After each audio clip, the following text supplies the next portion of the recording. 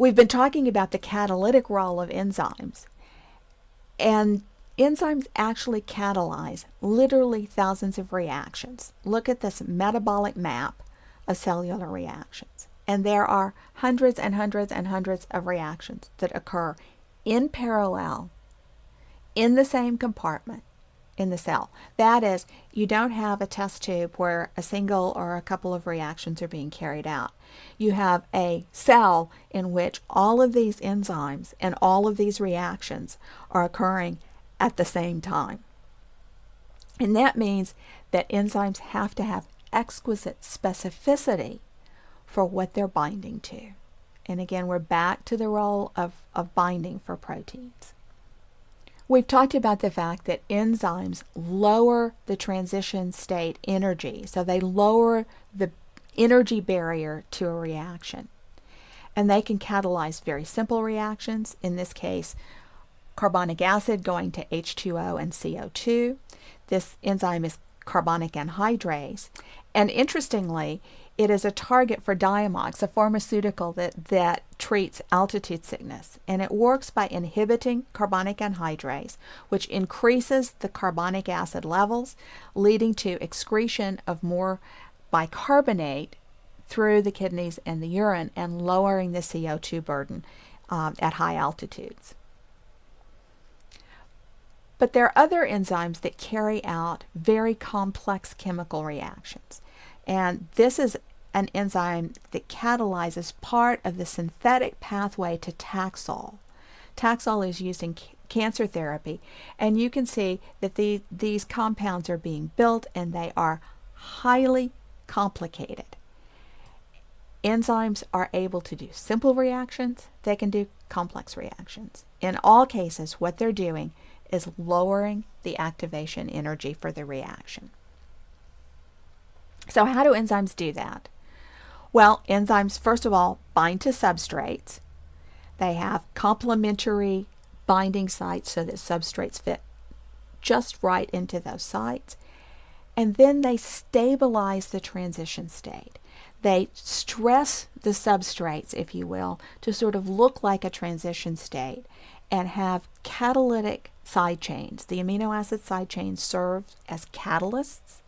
And so the reaction happens, and once the reaction happens, the products are released, and that release regenerates the enzyme, which can then go through another cycle of this process.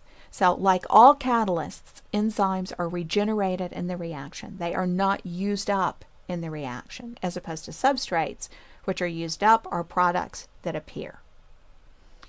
And interestingly, enzymes can be changed by substrate binding. This is part of that movement and the change in protein structure that can be an important part of the binding process. So you'll note several things here. There are the crosses and the diagonal lines are to help you see differences. So the cross can let you see, going from left to right, how the top of the enzyme closes around the substrate. And the diagonal line shows you the distance between two parts of the protein, a green segment below and a particular bend in the turquoise segment above. And you can see how that moves and gets shorter as the enzyme closes around the orange substrate molecule. So enzymes themselves are altered by substrate binding. And you can see this probably even better here, where a star has been placed where the two turquoise parts of the linker between the beta sheet and the alpha helix cross one another. And then that same crossover is shown on the far right. And you can see how the star has moved, again reflecting the movement of the two domains with respect to one another, closing around the substrate. And that closing is probably very important for catalysis because it strains the structure of the substrate and therefore is part of lowering the transition state energy.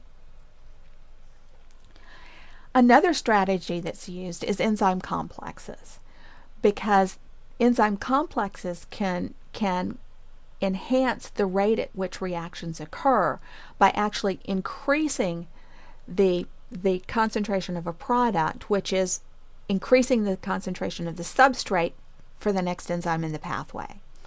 So if we look at this example, we have this very large assembly of 8 trimers. So there are 24 polypeptides in lipoamide reductase transacetylase. And added to that, we get 12 molecules of another enzyme, dehydrogenase. And added to that, we get 24 molecules of pyruvate carboxylase. This is one of the largest enzyme complexes that's known. And one of the reasons for doing this in this kind of strong complex is that these are not necessarily very water soluble. And so being able to pass them from one enzyme to the other is important. In addition, you'll notice that the direction of the chemical reactions is to the left. That is, pyruvate, which is the first substrate, binds to this large blue molecule where there are lots of them. And then the next step is catalyzed by the green molecules, and the last step by the red molecules. Notice then that you capture a substrate from the outside and then pass it further interior to this system, so that the end product, which is very apolar, is protected from water. So the direction of protein assembly is opposite from the direction of the chemical reactions. And that allows the proteins to capture the substrates in the complex, increasing the local concentration, which drives the reaction to completion. So I'd like you to think about how enzymes are structured to be so incredibly specific in their catalysis and in their recognition of substrates. And think about what mechanisms can provide this specificity.